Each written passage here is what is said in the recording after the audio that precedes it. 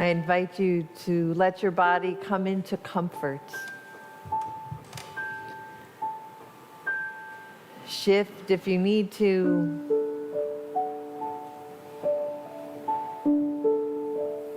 Sense all of the places where your body is touching.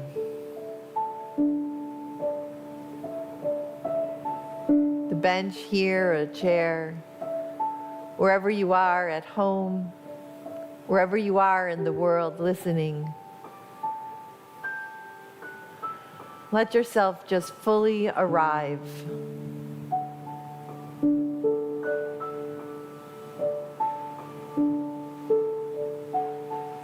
Body, breath, heart, arriving just as you are in this moment, just as it is.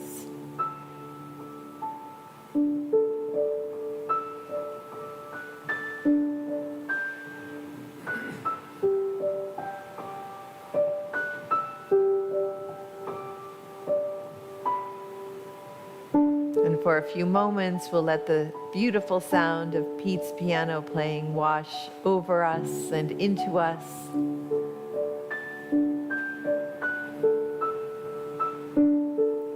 So that we may each individually and then collectively settle more deeply into the heart of love.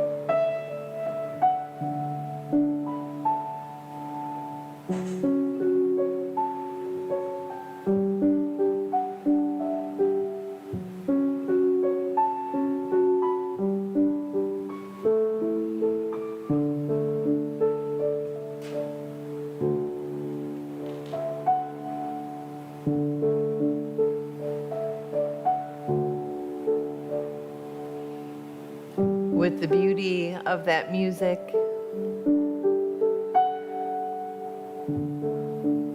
vibrating in every cell. I invite you to take a deeper breath or two in as your body desires.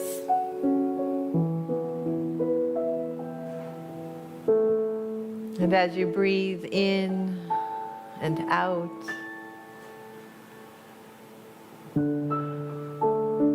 when you're ready, let your eyes open if they've been closed. And just bring your awareness back here into this moment.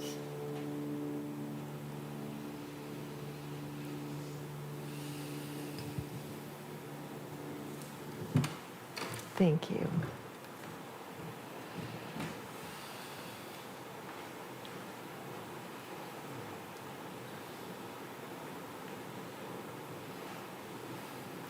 Lamont, is there a title slide? Oh, well, I think maybe I never did one. Oh, maybe. Oh, no, I did. Oh, that's.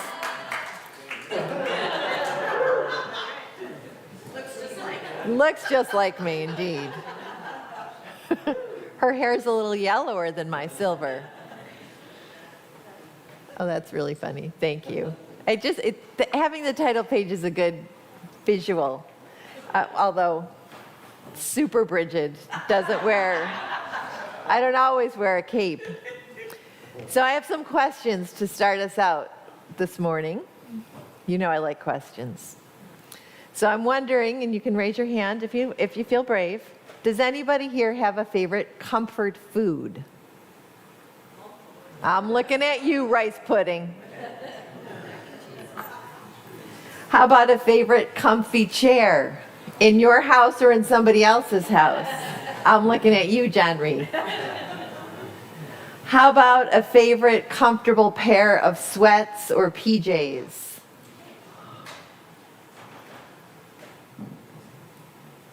Has anyone ever comforted you when your heart was heavy? Have you ever offered the comfort of your presence to someone who is dear to you?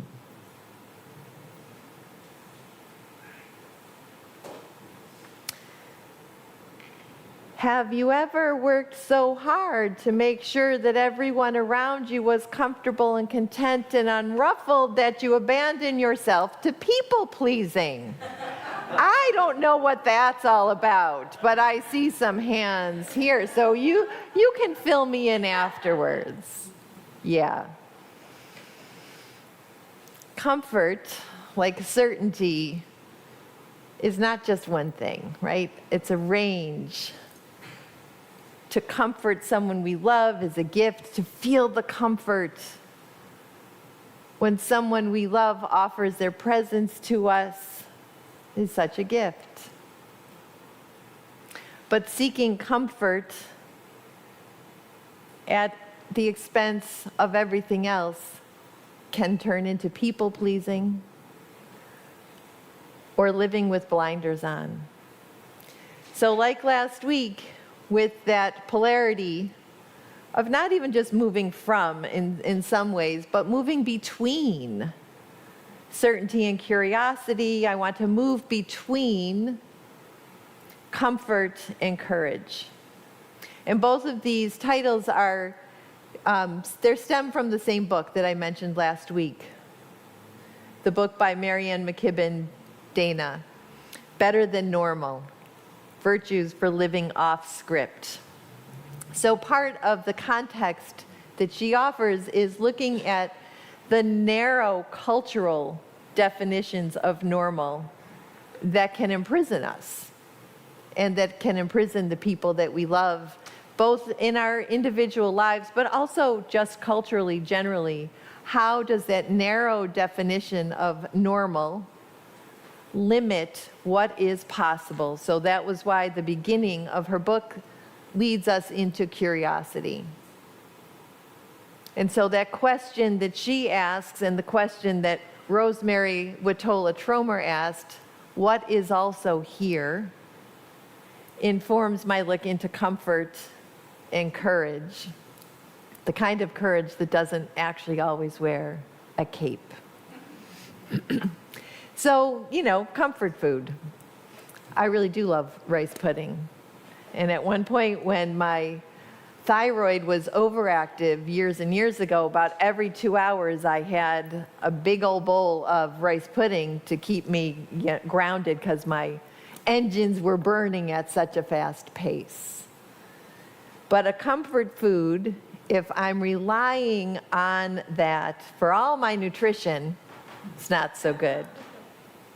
If I'm relying on a comfort object, a food, a blankie, a chair, a habit, without looking at the underlying hunger that wants to be comforted, that can lead to some problems. There is also then that dangerous aspect of seeking everybody's comfort that leads to people-pleasing, to twisting myself into knots, because yes, I absolutely do know what that path is. When I am so worried about not ruffling feathers, that I abandon myself, that I abandon my truth, I abandon my own needs, and I live with the frenzy of making sure everybody's okay. That's a different kind of energy than offering comfort when comfort is needed. So the tension between those polarities, I'm curious about that because I've seen it in my own life. And I always come back to, what is Spirit asking of me? How is God, the God of my understanding, Mother, Father, God, sweet Spirit, the blanket we put over mystery to give it shape?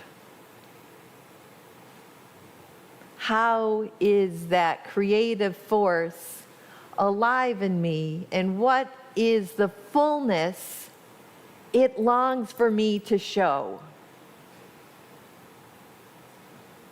And so in this book, the author, McKibben Dana, cautions us about the kind of comfort that when we insist on our own comfort, we might also be impacting other people in ways we don't realize. And we may be abdicating our responsibility to make the world better for everyone. World transformed by our own spiritual awakening. How do we take responsibility for that? One of the songs that we're going to sing in a few minutes is The Things That Can't Be Done. I've had just the first few lines of that in my head as my soundtrack. May God bless you with discomfort at easy answers. May God bless you with discomfort at well-designed half-truths. May God bless you with discomfort and at thin commitments, so that you may live from deep within your heart. Let that sink in. That kind of discomfort at easy answers is also what I tell myself, right? It's not just the easy answers that people share with us, or the half-truths that we see, or the lack of truth that we see in the world around us today, where disinformation and misinformation makes us uncertain. To point back to last week, it makes us uncertain about what can we even believe, what can we trust? Are there sources that we can trust? But can I trust the voice that I'm listening to in my head? Am I telling myself I have to please everyone so I will be loved? Not, I want to please the people I love because I am love itself expressing. But can I make sure that I meet everybody's needs so they won't be displeased and take love away? That's not a truth. That's a lie that too many of us tell ourselves, and it's why Jerry Patel has to keep offering his workshop on why we are worthy, just as we are innately. The origin of the word courage, right? So looking at this from comfort to courage, that origin is from cœur, heart, heart. So in conversation with this Beyond Normal book, here's a little bit of David White. I've used this before, but it's something that I kind of keep as a bookmark for when I need it. Courage is a word that tempts us to think outwardly that we need a red cape, to run bravely against opposing fire. But its linguistic origins look in a more interior direction. The word courage invites us to look into our own hearts. David White writes that courage is the measure of our heartfelt participation with life. Courage is the measure of our heartfelt participation with life. It makes me think of Myrtle Fillmore's question through the eyes of Kelly Isla that has come into my heart. Myrtle asking, how am I cooperating with life? How am I working with what is?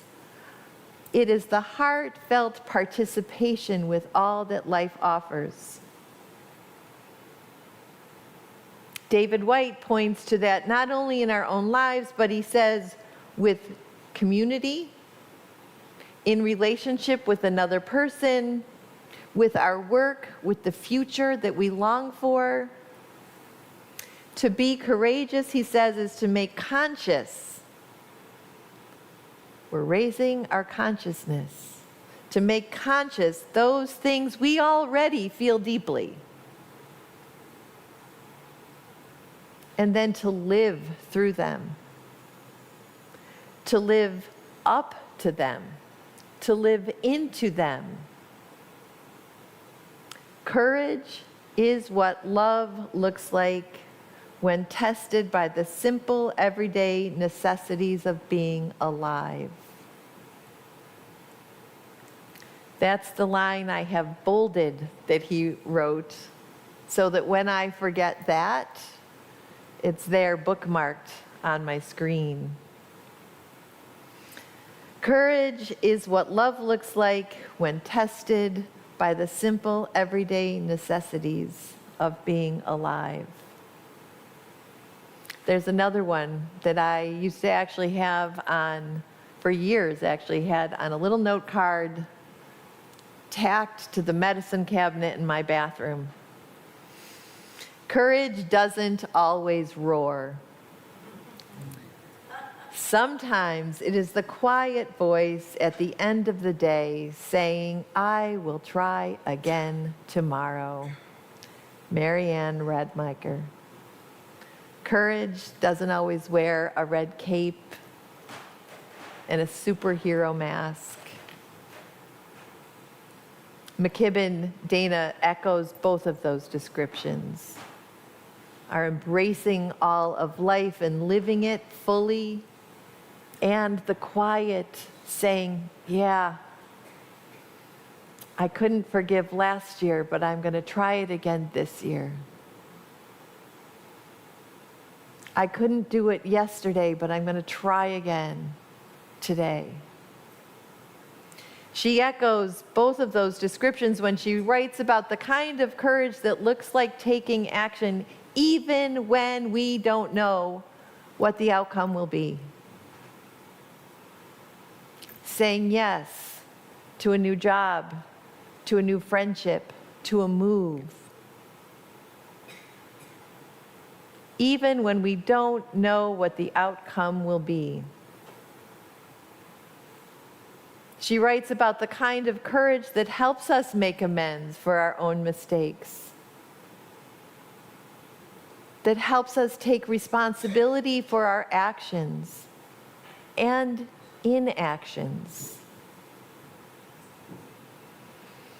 She writes about the kind of courage that doesn't seek our comfort at the expense of the dignity and the rights and the well-being of others. That means in the world I can't bury my head in the sand. There are days when comfort really asks me to not pick up any bit of news. And that can be part of caring for our hearts, to not overindulge in the barrage of news. But there is that aliveness, that tension.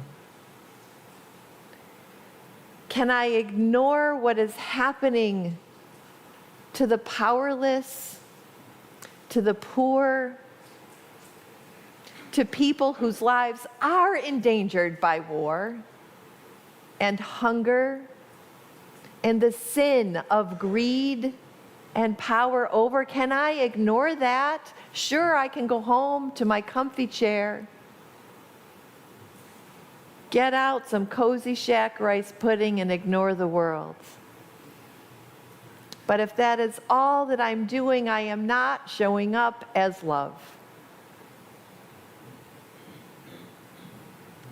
Letting my cœur, my heart, be broken open, even though I cannot change all of the outcomes for all of the hurts in all of the world.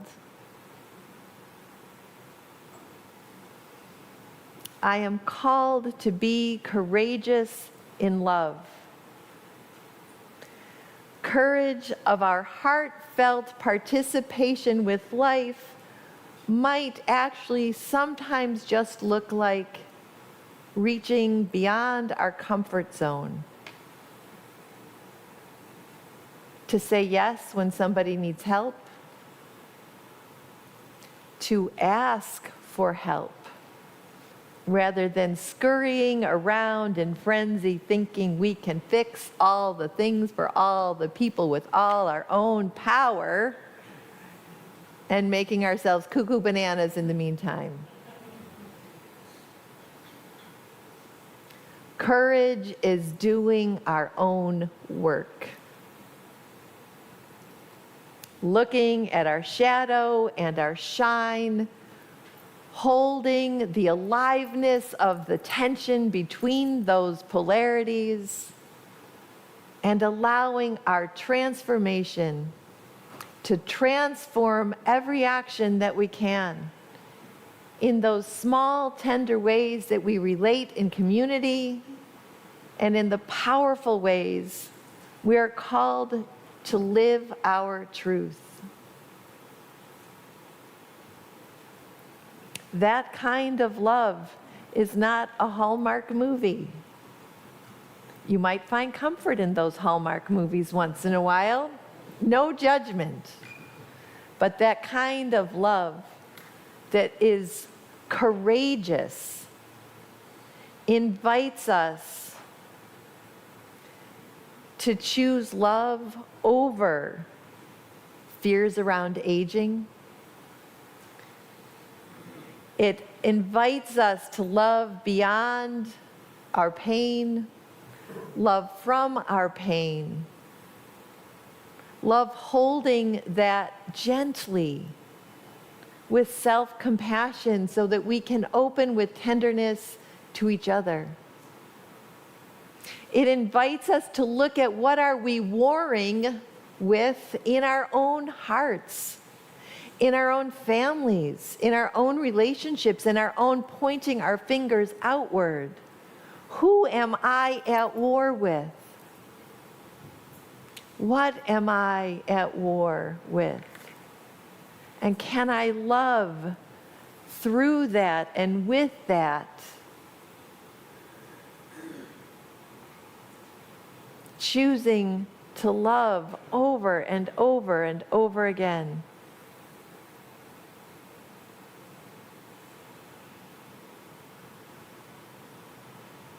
This Rabbi, Jesus, told us to forgive each other 70 times, 70 times. Jesus walked into a ministry not knowing what the outcome would be, walked into towns not knowing what the reception would be, gathered all of the forgotten ones, the poor fishermen and their families, the least of these, not the powerful ones of empire. Jesus' ministry ended in a way that maybe or maybe not, he understood where that was headed, and then left us to continue that mission to feed each other, to love each other, to clothe the naked, to feed the hungry.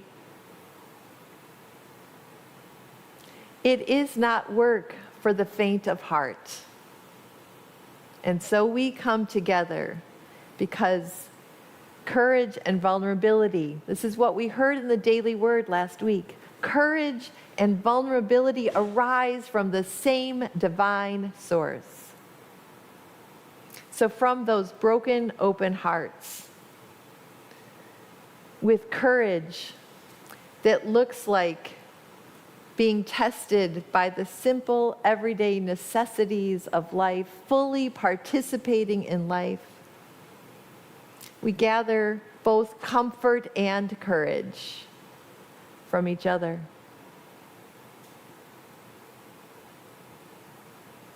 And we know that in that blessing of discomfort,